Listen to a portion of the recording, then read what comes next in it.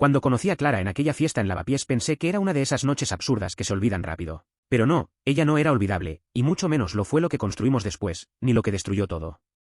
Me miró como si ya supiera algo de mí que ni yo sabía. Hablamos durante horas, de tonterías y verdades sin nombre, y cuando salimos de ese piso compartido lleno de desconocidos y botellas vacías, intercambiamos números con una sonrisa que decía, esto no termina aquí. Y no terminó. Durante meses fue un huracán de energía, planes improvisados, risas en Malasaña, besos en portales, promesas entre cafés y bares. Yo no había conocido a nadie así, nadie que me desarmara sin tocarme.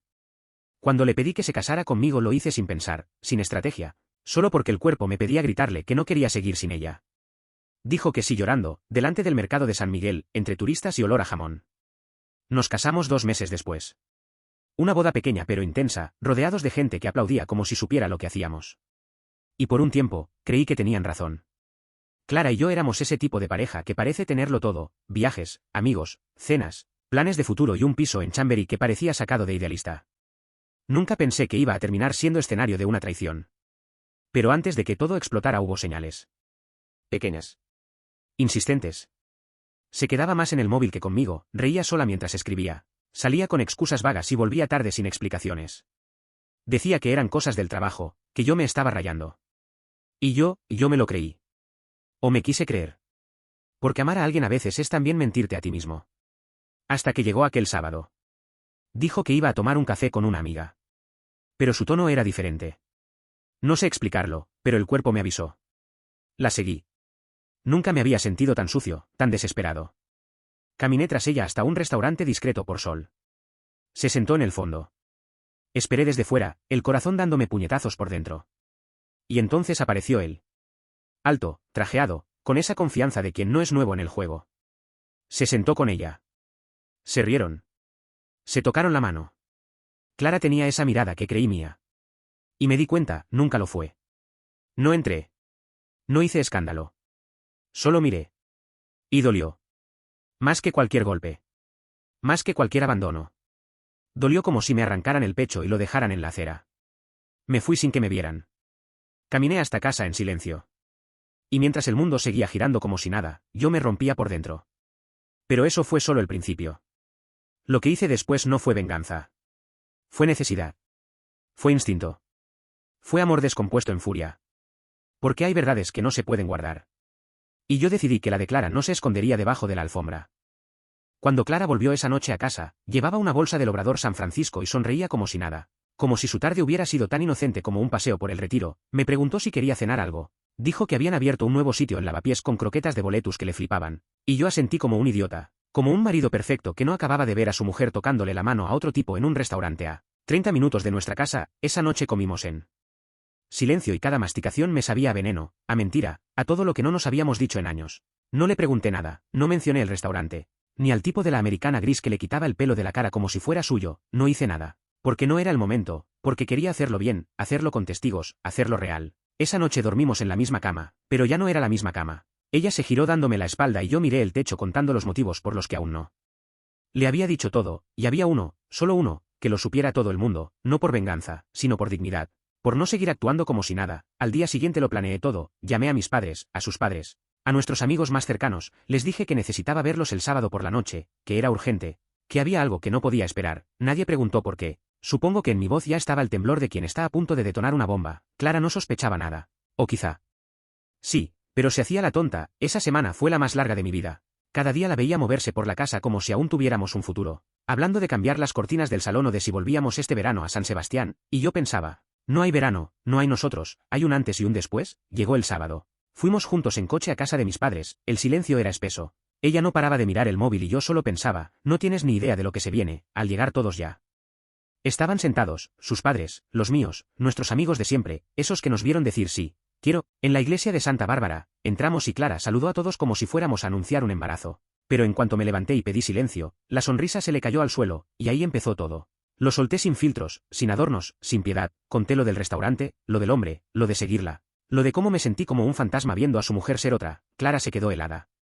Blanca, ni una palabra. Sus padres bajaron la mirada, mi madre empezó a llorar. Hubo un silencio tan denso que podía cortarse con un cuchillo, y yo ahí, de pie, vomitando la verdad como quien no quiere quedarse ni una palabra dentro, y entonces, cuando terminé, Cuando todos ya sabían, la miré y dije, ahora dime, ¿desde cuándo? Pero no respondió. Solo se le llenaron los ojos de lágrimas, y en ese momento supe que lo peor aún no había pasado. Lo más jodido no fue que Clara me mintiera. Fue que al escucharla llorar delante de todos sin decir ni una sola palabra de defensa, entendí que no había nada que rescatar, ni un intento, ni una excusa, ni un no es lo que parece. Solo silencio, uno que pesaba toneladas, y yo ahí, de pie, viendo cómo se le caía la fachada de mujer perfecta delante de su madre, de mi padre, de todos los que alguna vez creyeron que éramos una pareja modelo. Ella intentó decir algo al final, pero lo que salió fue apenas un susurro, lo siento, no quería hacerte daño, y me dieron ganas de reír, de gritar, de estrellar la mesa contra la pared, pero no lo hice. Solo asentí con la cabeza como si me acabaran de leer la sentencia de muerte. Nuestros amigos no sabían dónde mirar, su madre tenía los ojos rojos, mi hermana apretaba los labios. Nadie decía nada, y eso lo decía todo. Cuando salimos de esa casa el silencio entre Clara y yo era distinto. Ya no era incómodo, era un abismo, uno que no se salta con palabras bonitas ni con promesas. Llegamos a casa y ella fue directa al baño. Cerró la puerta y se encerró con su culpa. Y yo me quedé en la cocina mirando el suelo como si ahí hubiera alguna respuesta. Al día siguiente no cruzamos más de 3 frases. Me fui a trabajar sin besarla, sin despedirme, sin nada. Como si fuéramos desconocidos compartiendo techo y recuerdos rotos. Las horas en la oficina fueron un infierno. No podía concentrarme, todo me sabía a derrota, a ruina emocional. Volví tarde. Solo para no verla, y ella me esperaba sentada en el sofá con una cara que no le había visto nunca. Una mezcla de niña asustada y mujer derrumbada. Me pidió hablar. Me dijo que necesitábamos entender qué había pasado, y yo la miré con un cansancio que no venía del cuerpo, sino del alma. Nos sentamos en la mesa del salón, esa misma donde habíamos planeado nuestras vacaciones, y me soltó que se había sentido sola, que creía que yo ya no la miraba igual, que ese tipo no significaba nada, que solo fue un error, y yo ahí, intentando procesar que la persona con la que había compartido 5 años de vida pensara que acostarse con otro era un error, como si se le hubiera olvidado pagar la luz. No grité, no insulté, solo pregunté. Y cuando pensabas decirme la verdad, y ella bajó la mirada, no supo qué responder. Y entonces entendí que no era solo el acto, era la cobardía, el silencio, la doble vida. Después de eso le dije que necesitaba distancia, que no podía seguir respirando el mismo aire mientras mi cabeza estaba llena de imágenes suyas con otro. Me pidió que no me fuera, que buscáramos ayuda, terapia, lo que fuera, que no lo tiráramos todo, pero lo que ella no entendía es que ya estaba tirado. Y lo peor es que ella fue la que lo lanzó por la ventana con una sonrisa, así que esa noche hice la maleta. Metí 4 cosas, cogí las llaves del piso de mi hermano en Usera, y salí sin mirar atrás, sin drama, sin portazos, porque cuando se te rompe el corazón del todo, ya ni fuerza te queda para hacer ruido. En el piso de mi hermano no había casi nada, un colchón medio hundido, un sofá viejo que olía a tabaco y humedad, y una cafetera rota que solo echaba agua caliente con sabor a derrota. Pero en ese vacío encontré algo que no tenía en casa, silencio sin culpa, sin fingir, sin esa mirada de Clara intentando que olvidara lo inolvidable. Los primeros días fueron raros. Me despertaba creyendo que estaba en nuestro piso, y al darme cuenta de que no la oía en la ducha, se me encogía algo en el pecho. Miraba su foto en el móvil como un imbécil, como si me fuera a decir por qué ese tipo, por qué así. ¿Por qué mentirme con la boca que antes me juraba amor? Ella me escribía, cada día, mensajes largos, audios cortos, te echo de menos, me duele todo esto, estoy yendo a terapia, y yo leía todo sin responder. Porque no sabía si la echaba de menos, o si solo echaba de menos cuando aún creía en ella. Una noche, sin saber muy bien por qué, le contesté, fue algo simple, no sé si podemos arreglar esto. Pero tampoco quiero ignorarte, y ahí empezó el segundo acto de nuestra historia, uno raro, torcido, como caminar sobre cristales con los pies descalzos. Quedamos en vernos en un café de Lavapiés donde solíamos ir antes. Llegué antes, como siempre, pedí un cortado que no toqué y esperé con ese nudo en el estómago que solo aparece cuando aún hay algo dentro. Aunque te jure que no, cuando Clara entró la vi distinta, o tal vez yo era otro, estaba más delgada, o más triste, no lo sé, pero me tembló algo por dentro. Nos sentamos y al principio solo hablamos de tonterías, de si hacía frío, de si seguía viendo a mis amigos, y luego ella fue directa, no quiero perderte. No quiero que esto termine así. Estoy dispuesta a lo que haga falta. Pero dime tú si hay algo que aún se puede salvar. Y yo me quedé mudo, porque sí, había algo, pero no sabía si era amor o simplemente el miedo de perderlo todo. Le dije que tal vez podríamos empezar por ir a terapia juntos, que si realmente quería luchar, ese era el único camino. Asintió con lágrimas en los ojos, y por primera vez en semanas, no sentí odio. Solo un agotamiento profundo, como si llevara semanas buceando sin aire. Salimos del café sin tocarnos, sin besos, sin certezas, pero con una pequeña grieta abierta a la posibilidad. Al día siguiente fuimos a la primera sesión, una sala blanca, 2 sillas enfrentadas. Una psicóloga que parecía llevar años viendo parejas hechas polvo. Al principio no podía ni mirarla. Cada vez que ella hablaba yo miraba al suelo, pero algo en esa sesión me removió. Quizás que por primera vez Clara no se excusaba, no minimizaba, no justificaba. Solo decía que lo había jodido todo y que no esperaba que la perdonara, solo quería intentar entenderlo. Y no sé si fue su voz o la forma en la que bajó la mirada, pero ese día, por primera vez, pensé, tal vez no todo esté perdido, pero sí lo está. Al menos no quiero irme con dudas.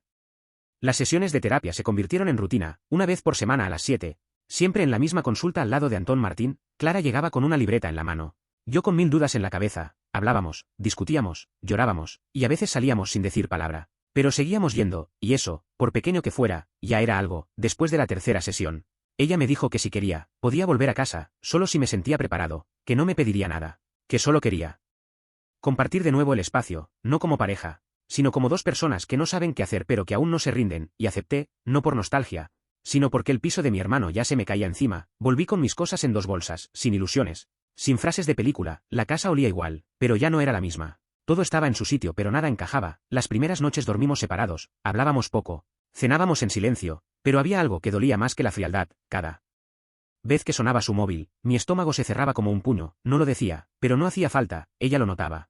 Lo sabía, yo no confiaba, y no sabía si algún día volvería a hacerlo. Una tarde le pedí ver sus mensajes. No lo hice por morbo, lo hice porque el veneno de la duda me estaba matando, y me los enseñó sin rechistar. Sin esconder nada, me dijo que había bloqueado a ese tipo, que no volvió a hablar con él, que lo borró de su vida. Pero yo no lo había borrado de mi cabeza, y eso era peor. Una noche Clara llegó tarde, dijo que había salido con una compañera del trabajo a tomar algo, y aunque me lo dijo con total normalidad, algo en mí se rompió. No dormí esa noche, esperé a que se duchara. Y revisé la bolsa del abrigo, no encontré nada, y me sentí miserable, no por espiarla, sino por el hecho de que ya no sabía cómo confiar, y entonces entendí que tal vez ahora el problema era yo, que incluso si ella estaba cambiando, yo seguía encerrado en la cárcel que ella construyó, y no sabía cómo salir. Al día siguiente se lo dije todo, sin filtros, que tenía miedo, que cada vez que ella salía sentía que se me escapaba el suelo, que no sabía si esto era amor o un campo minado. Y me abrazó, por primera vez desde todo esto, me abrazó sin decir nada, y me temblaron las piernas, porque su cuerpo seguía siendo mi refugio y mi infierno al mismo tiempo. Ese día no hicimos nada especial. Solo nos sentamos en el sofá, viéndonos, sin más, y por un instante, pensé que tal vez había algo. Aún vivo bajo los escombros, pero también supe que bastaba un mensaje más, un gesto raro, una mentira pequeña, para que todo volviera a arder.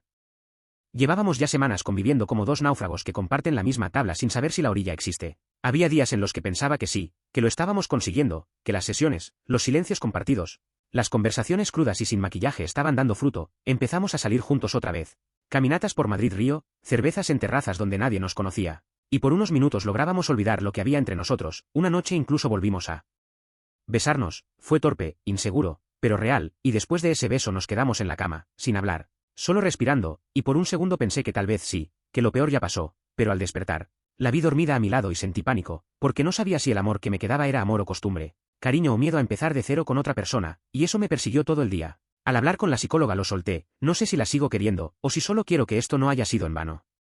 Y ella me miró como si esa fuera la pregunta que lo cambia todo. Clara también escuchó, bajó la mirada, no dijo nada, y al salir no me tocó, no me pidió explicación, solo se montó en el metro sin decir adiós. Esa noche no volvió a casa, me escribió un mensaje: necesito pensar. No estoy bien. No sé si tú tampoco, y me dolió como si me arrancaran algo que ya no estaba pero que aún dolía. Pasé la noche solo, sin tele, sin música, solo con mi cabeza, repasando cada detalle, cada error mío también. Porque claro que lo sabía, momentos en los que no la escuché, en los que puse el piloto automático, en los que ella pedía algo y yo no supe verlo. No justifico lo que hizo, jamás, pero entender no es perdonar. Y perdonar no es olvidar, es convivir con la cicatriz, y yo aún no sabía si la mía había cerrado. Al día siguiente volvió, más rota que yo, se sentó a mi lado y dijo: si tú no puedes más, lo entenderé. Pero no quiero irme sin luchar hasta el final, y no supe qué responder, porque yo tampoco quería irme. Pero tampoco sabía quedarme sin temor, y entonces lo vi claro, no estábamos sanando. Solo aprendiendo a vivir con la herida abierta, como quien sigue caminando aunque le sangren los pies, esperando que algún día el dolor se vuelva rutina, o se vuelva nada. Después de aquella noche supe que ya no había más vueltas que dar, que seguir dando círculos era alargar la caída. Y que si decidíamos quedarnos, tenía que ser desde otro lugar, no desde el miedo, ni desde la culpa, ni desde él. Y si lo intentamos un poco más, sino desde el barro, desde la verdad sin disfraz. Lo hablé con Clara en el mismo banco donde me propuse casarme con ella, frente al río, con el ruido de los patinetes pasando detrás y la vida siguiendo como si lo nuestro no importara a nadie más, y se lo dije todo, sin filtros, sin adornos: te perdono. Pero eso no significa que todo esté bien. Significa que estoy dispuesto a ver qué pasa si dejamos de ser quienes fuimos y construimos algo nuevo. No por nostalgia. Por respeto. A lo que fuimos. A lo que aún puede ser. Clara no dijo nada al principio, solo me apretó la mano, y en ese gesto entendí que ella también había cambiado, que ya no era la misma mujer que se escondía para escribirle a otro, que algo en ella también se rompió y que desde esa rotura estaba intentando reconstruirse. Volvimos a casa sin promesas, sin pactos eternos, solo con una idea: vamos a probar. pero con los ojos abiertos, sin romanticismo, sin cuentos, con psicóloga, con conversaciones incómodas, con miedo.